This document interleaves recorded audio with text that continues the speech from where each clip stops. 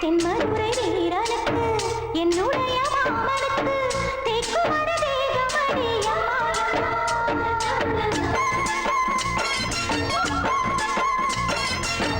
மாமன் கட்ட பெண்ணுனக்கு மையெழுதும் கண் எதுக்கு என்னை வந்து கொல்லுதடி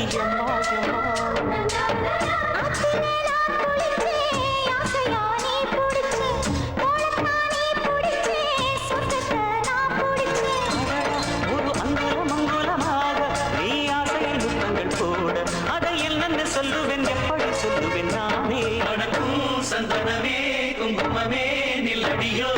இடிக்கும் செந்தமிழில்